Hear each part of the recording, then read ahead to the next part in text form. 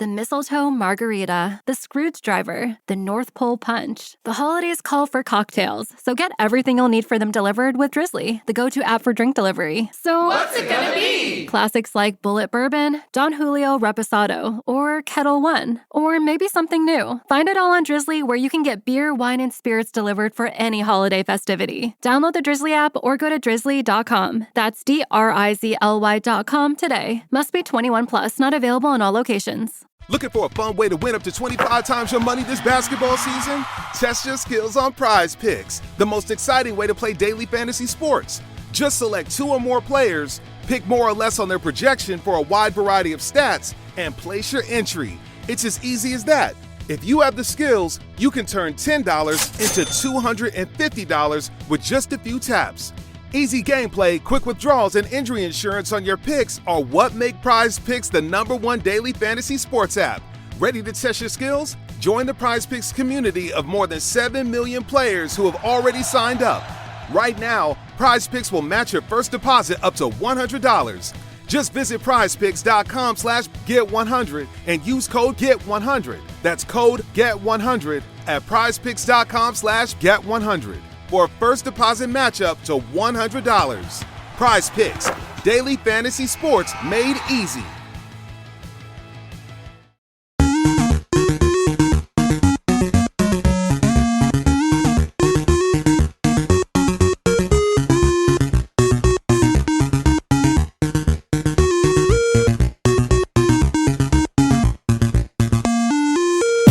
Hey guys, welcome back to Three Terrible Gamers podcast. This is episode 62, and I'm here with Colin.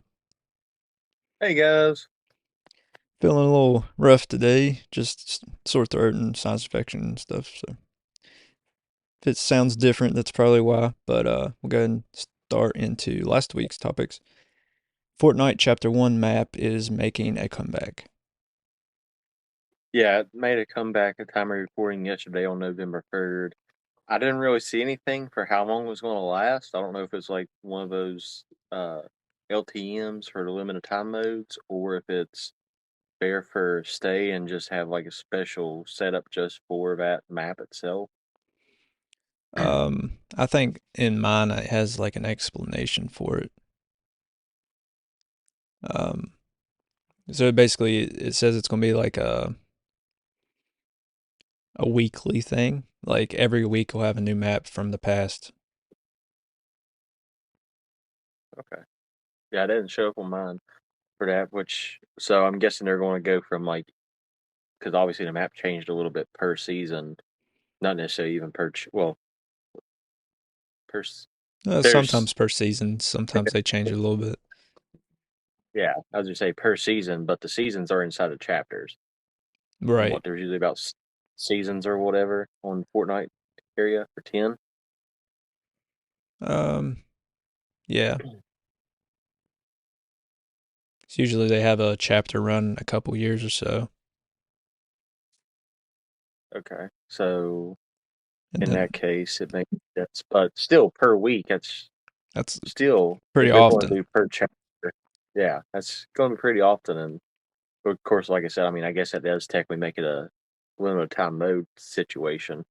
Yeah, and I mean, we've talked about before that we would hope that they would bring the original map back because that was the best one in my opinion and what we all started on, obviously. And Rowland, he's been playing it and he's been enjoying it, he said. So I might try it after we get off here or something, just to play around with. But yeah, so it says Epic Games has officially announced that the original Fortnite Season 1 map will be making a return on November 3rd, 2023, which, like Colin said, time recording was yesterday. The announcement was made on the official Fortnite Twitter account, which reads, "Sprint or Mantle, your choice, back to Chapter 1. See you soon, 11/3/23.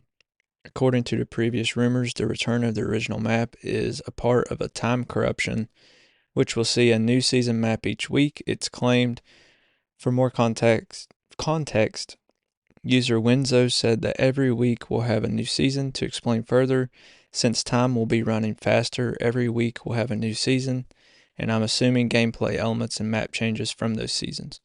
So you'll probably get like the guns from those seasons and everything that happened actually during those seasons. Yeah, so get the good old scar back. Yeah, hopefully. You would think so. You would think they just want to bring back the map and keep the modern guns on there. Right. Yeah, you wouldn't think, but it is epic. So we'll see. It seems like they haven't made the best decisions with Fortnite for the, I don't know, past couple years, it seems. For me anyway. Some people might enjoy it, but I haven't really. Since Chapter 2, Season 6, I think. The Primal season was the last best one, I think. Yeah. Well, we'll just have to wait and see. Like I said, I'm going to try it after this, so I'll find out for myself, I guess. If you guys are listening live, come join us. Yeah. Because I'll even hop. Okay. Yeah, we'll get Colin playing too. Maybe see Cole in summer and get the whole squad back together.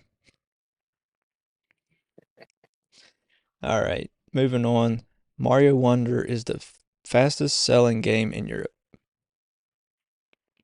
Yeah, for the 3-day period, which is usually what we count for the whole worldwide sales or whatever. So for the Europe side of it, it smashed the records. It was 25 million copies sold in the first 3 days. Yeah, it's pretty good.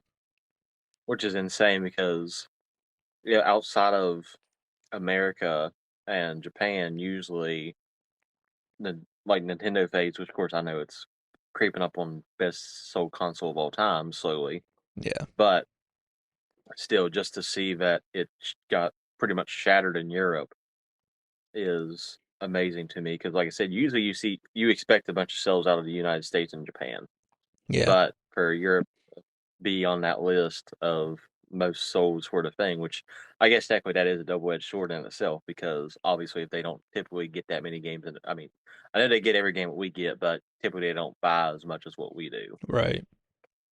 So I guess technically that makes sense in a way, but they would have a better chance of buying a game up quicker in reality compared to what we would have to do over here or in Japan.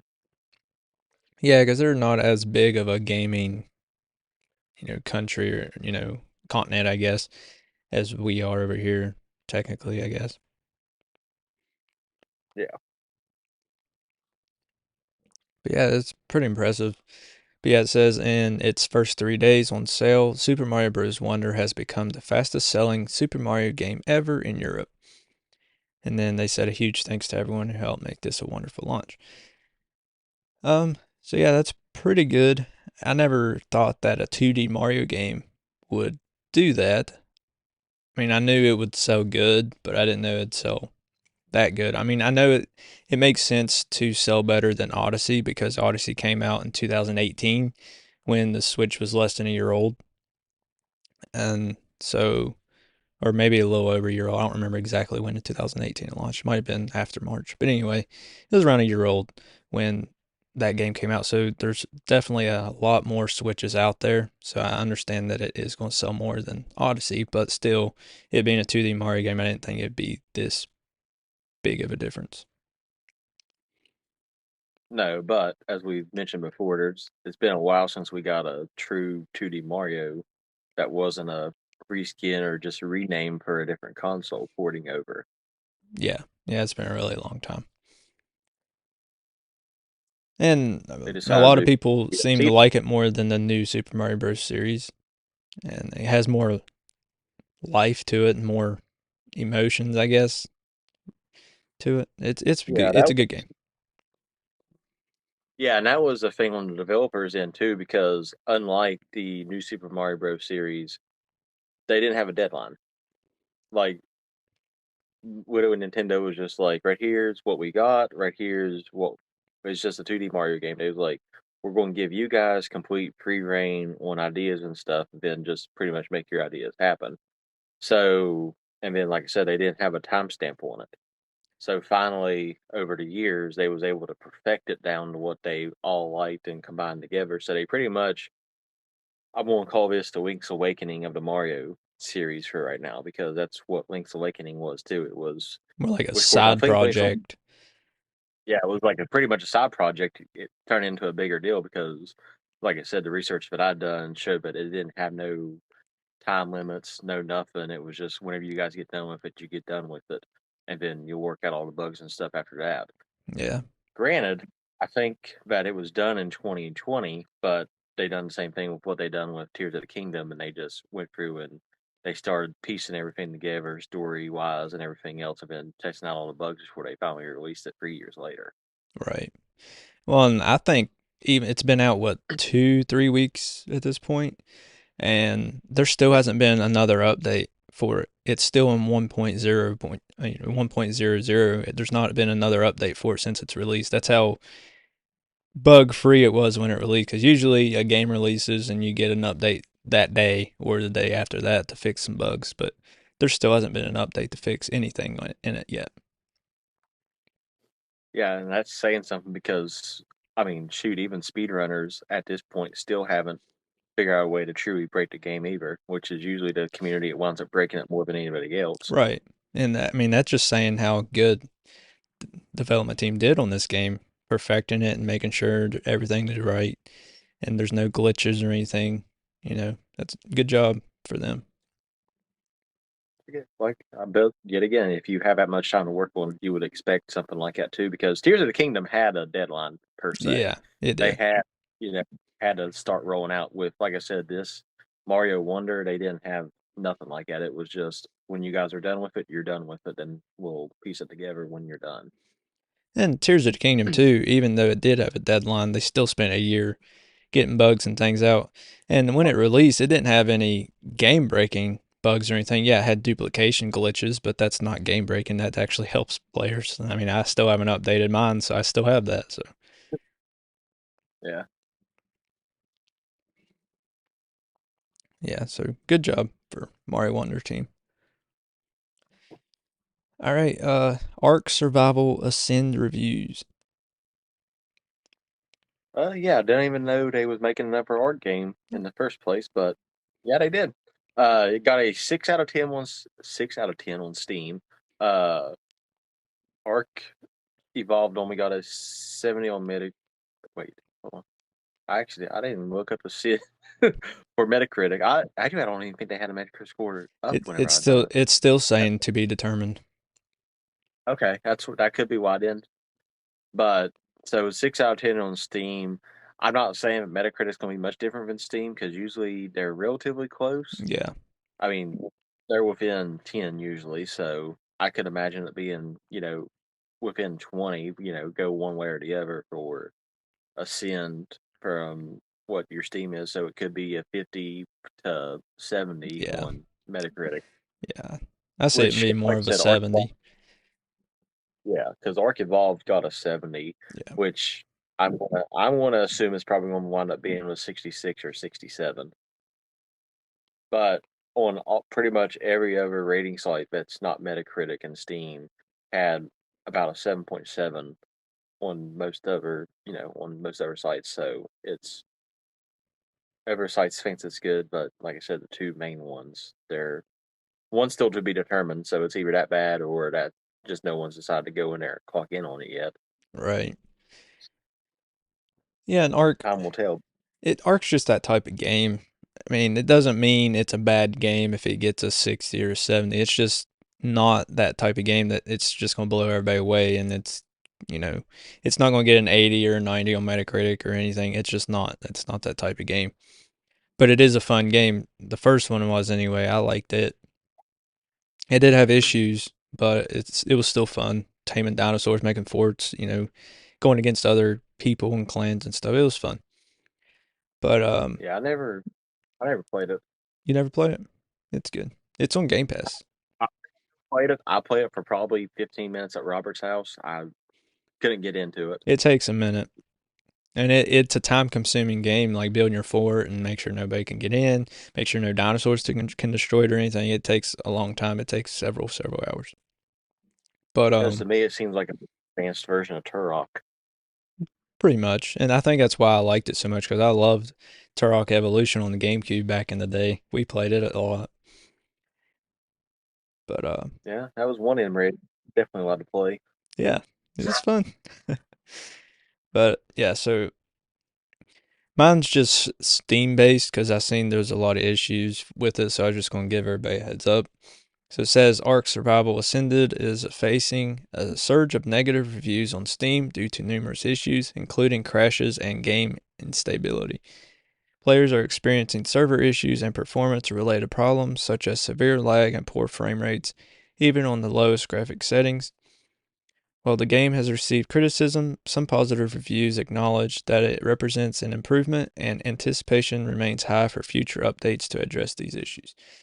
So, anybody playing it on Steam on PC may have some issues until they update it, which, I mean, it's a common thing with new games that are released nowadays.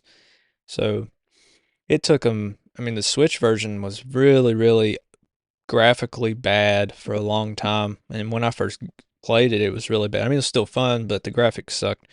I think it was about a year ago or so. They came out and just completely redid the Switch version, so it looks really good now. But so it's just showing that they do care about their games, and no matter how old it is, they will keep supporting it. So I don't think it'll be the same with this game, obviously, because it's new. They'll keep putting patches and stuff out there, and eventually it'll run good and play good. Just take some time. Yeah, or it'll get a Game Pass like the other one and get it way with everybody that way. Yeah. All right, moving on to this week's topics. Mario Kart 8 OLED Black Friday bundle. Yeah, Nintendo Switch OLED console with neon blue and neon red controllers, which to me that's not really much different than the original Switch controller when it came out Joy-Con wise. It comes with a download code for Mario Kart 8 Deluxe, which is about ready to get its last bit of packs before a new game would even, because it's pack number 6 is what it's getting. Yeah, coming out with booster pack number 6, and the last one. And which of course you're not getting the booster packs with the game. It's just a base game. Right. Whatever comes on the deluxe version, because I don't know what's different between Mario Kart 8 and Mario Kart Deluxe other than porting over. That seems like a common. The difference is Mario Kart 8 Deluxe, when there was DLC released with the Wii U, Deluxe came with the DLC already part of the game.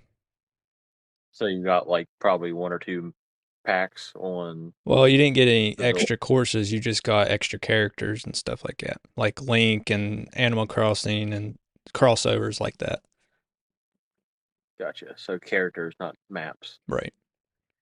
The mistletoe margarita, the Scrooge driver, the North Pole punch. The holidays call for cocktails, so get everything you'll need for them delivered with Drizzly, the go-to app for drink delivery. So what's it gonna be? Classics like Bullet Bourbon, Don Julio Reposado, or Kettle One, or maybe something new. Find it all on Drizzly, where you can get beer, wine, and spirits delivered for any holiday festivity. Download the Drizzly app or go to drizzly.com. That's DRIZLY.com today. Must be 21 plus, not available in all locations. Looking for a fun way to win up to 25 times your money this basketball season? Test your skills on Prize Picks, the most exciting way to play daily fantasy sports. Just select 2 or more players, pick more or less on their projection for a wide variety of stats, and place your entry. It's as easy as that.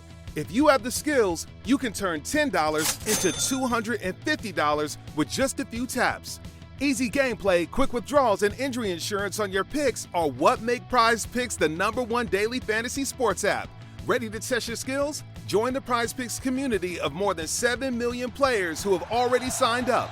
Right now, Prize Picks will match your first deposit up to $100. Just visit prizepicks.com/get100 and use code GET100. That's code GET100 at prizepicks.com/get100.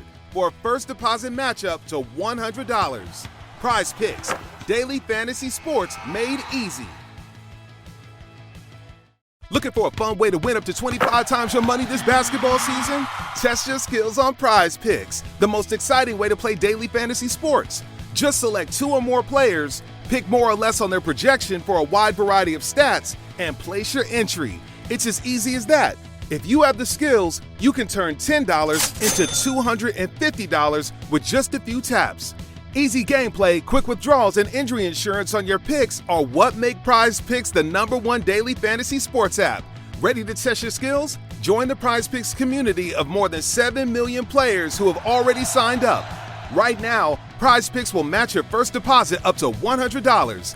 Just visit prizepicks.com/get100 and use code GET100. That's code GET100 at prizepicks.com/get100 for a first deposit match up to $100. Prize Picks, daily fantasy sports made easy. All right, and you get a free month individual subscription to the Nintendo Switch Online service. And the retail prices for this is going to be what it costs for the OLED, which, if you're in Europe, that's going to be £349.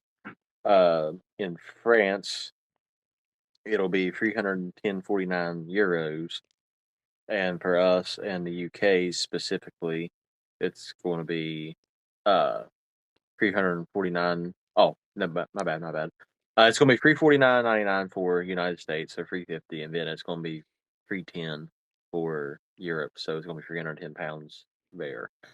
So yeah, it's if you want Mario Kart 8 Deluxe, a 12-year-old game at this point almost, and 3 months of Nintendo Switch Online, get you a new OLED.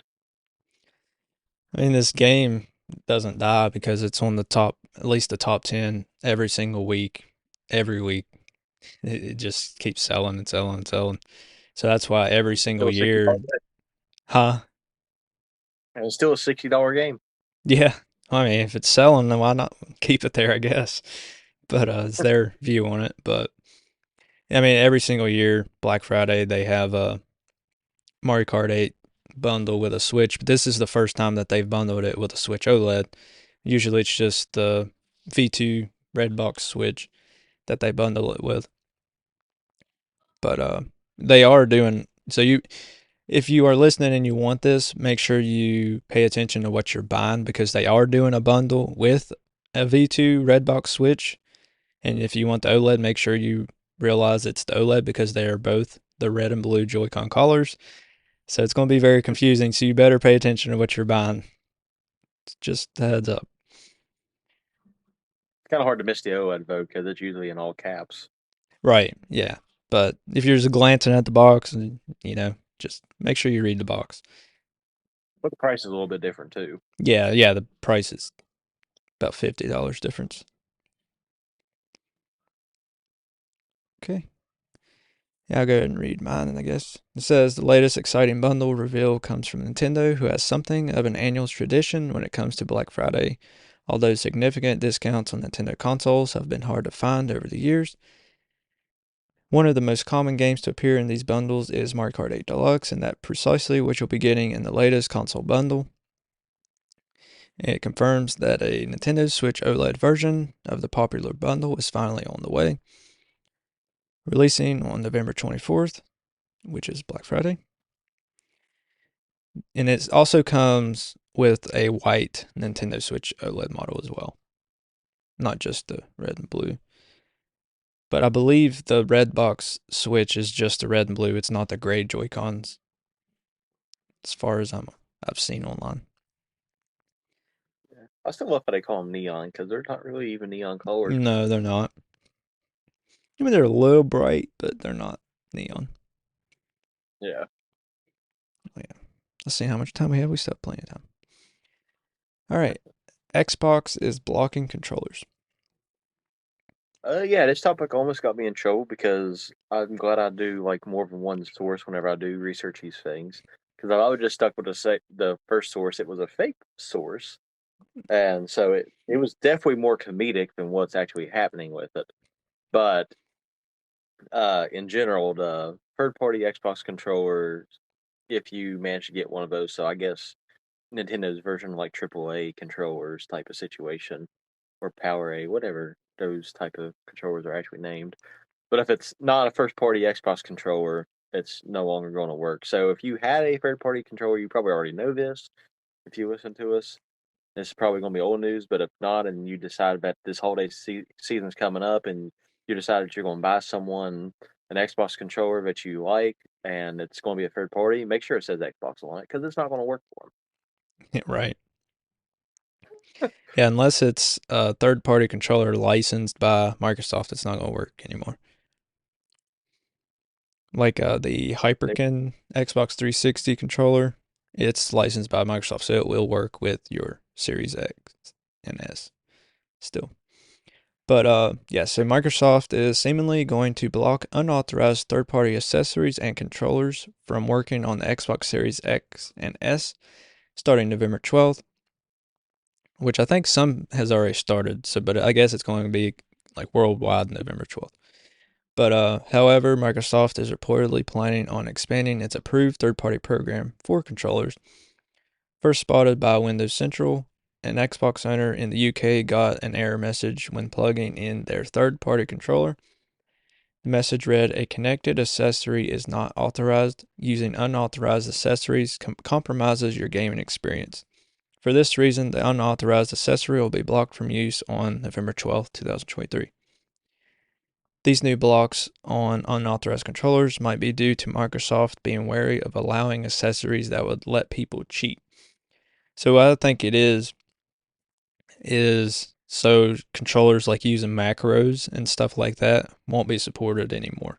Because I know a lot of people use those on 2K to get their green release every single time and other games as well. So I think controllers like that will no longer be supported unless they're authorized by Microsoft or licensed by Microsoft themselves. Which they're going to allow macros controllers on the thing if that's what they're trying to control in the first place. Right. But yeah, so I think it's a good thing because I know we was tired of people using macros and stuff on Xbox when we was playing 2K, and it's just, I mean, it was rigged basically. So, we still won a lot even with that, but still, because you play good enough defense, it's hit or miss with a green if you'd allow it to green or not, even with a macro. But I mean, if it's wide open, it's money every time. But yeah, so this is good for Microsoft, and I would say that Nintendo and Sony may follow suit with this, but I mean, it's hard to tell because I know there's a lot of Switch controllers out there with macros more than Xbox. Yeah. But I want to say this for the fake article. If you guys want to go look at it yourself, because I'm not even going to waste the time of giving you guys fake news on here. It's Hardwire is the name of the website, hardwire.net or whatever. And it's called Little Brothers Gaming. So if you want to go on there and read it, it's very comedic, but it drops a few F bombs and everything. So hence why I'm not going to really cover it on here. Is that what gave it away that it was fake? Yeah, it was a Phil Spencer quote. Oh, yeah. Yeah, I could see that would give it away. Yeah, because like I said, I was reading out through there. I was like, oh, okay, this makes sense. But I'm just like, no, this is not real. It can't be real. Yeah, And there's no then way he all said the other, that in a quote. yeah, especially talking to people about the situation. Yeah. So I'm just like, yeah, this one's fake. I was like, it'd be pretty funny if I went on there and said it this way. But I'm just like, I'm glad I look at like multiple sources instead of just one source each time to gather my information and just Yeah. paraphrase everything. All right, moving on. So we've talked a lot about layoffs in the gaming industry lately, and here's another one. Layoffs hit Bungie. Yeah, and Bungie blames the fan base out of all people to blame for their own layoffs, and they blame it on people for not for giving up on Destiny 2 so early. So they decided to lay off 100 people. So shame on you guys for giving up on Destiny 2 so soon. Not, it's not the company's fault that they had to lay off people. It's the consumer base It's because our they fault. didn't play Destiny. Yeah, it's our fault because you know we're the because they can't decide to be like, oh, okay, instead of making like, oh, okay, yeah, we can make Destiny free now, get the hype back up.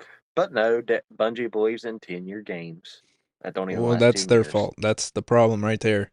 don't believe in 10-year games. 10-year games is a hard thing to do unless you're Mario Kart 8 or GTA 5. Yep. Because what the first Destiny lasted 7 years, and then I Destiny think so. two's about 7 years. Yeah, I believe. I mean, I got Destiny 2 when it first came out, when it was $60, and then it became free later. But I mean, if you're wanting a game to succeed, don't make it free. I mean, understand making it free, getting a lot of people in or whatever.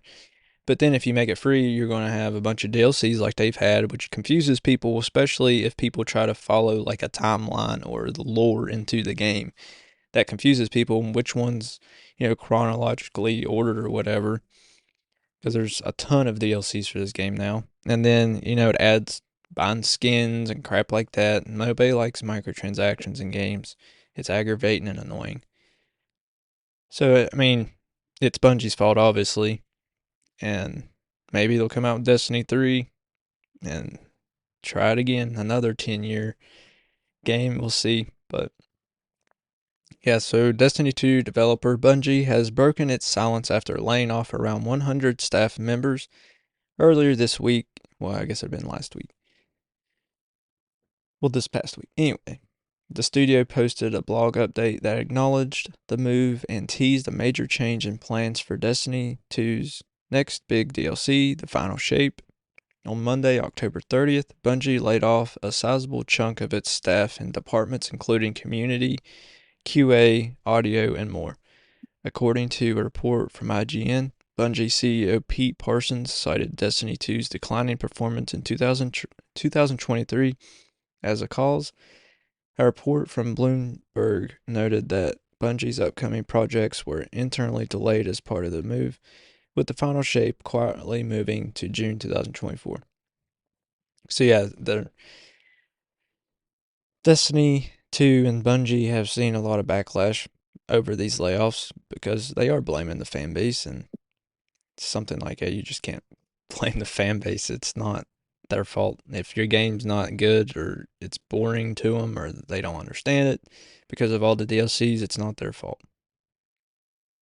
Or you're not charging for the game in the first place. Yeah. Make it, instead, make it. Everybody's making games that are failing free, which I don't understand. Make them cheaper.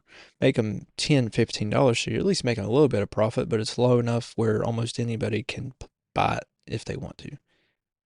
Yeah, because I mean, you still get a lot out of that game. It's a Well, yeah, relatively good game. it's a fun game, yeah. But don't blame the player base when you decided to make it free. When Yeah, you that'd be could have like if the charged Epic came. 20, 15, $10, whatever. And Yeah, yeah, that's not that much, but if a lot of people buy it, it adds up. It yeah, adds up that'd be more like than if Epic free. was like, "Oh yeah, we're gonna lay off a crap ton of people when Fortnite's free, Rocket League's free, and everything else." It's like I said, it's not logical to blame No. your fans. Fortnite's a one of a kind. It's the only one that's been successful for this long. It was the first and the only successful because you think Warzone, it's kind of successful, but they're also on the second one. They're on Warzone 2.0. Warzone 1 has been shut down. I don't think that's because it wasn't successful. It's just because they gave up on it too early. But still, that being said, Fortnite's the only one original that's still successful. Yeah, Not every game's because gonna be like that. I can understand Warzone's thing to an extent because it spans across what pre-Call of Duty games. Yeah. But the reality of the situation is they kept the same map and everything else. At least Fortnite had a thing in mind where they was like, okay, we're going to change the seasons in the chapter and do that. So yeah, technically from the beginning in 2017, it's not the same game as what it was back in 2017, but they know how to work the formula. They've got their fans where they want their fans. Yeah, and just like anything though, I mean, when they change seasons, change chapters, they lose fans and then they gain fans. So it's not like they're losing a lot of people because there's diehard fans that's been there since the beginning that will play it no matter what. But for us, like it has to be good for us to play it.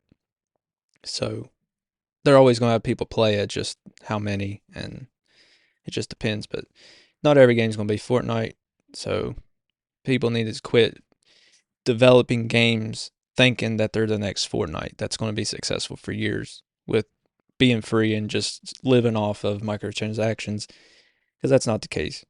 And I mean, Fortnite's not Epic's only game, so it's not just Fortnite that has them being successful. Yeah, it's their most successful, and it has a big chunk part of that, but it's not the only one. No. But that's all the time we have. Thanks for watching or listening. Remember, you can always watch us live on Twitch and YouTube. Follow our socials, our Instagram, our Twitter, Facebook, TikTok. Join our Discord server, chat with us. Buy our merch here on Redbubble. Anything else? I think it's everything. All right. We'll catch you in the next episode. Later, guys.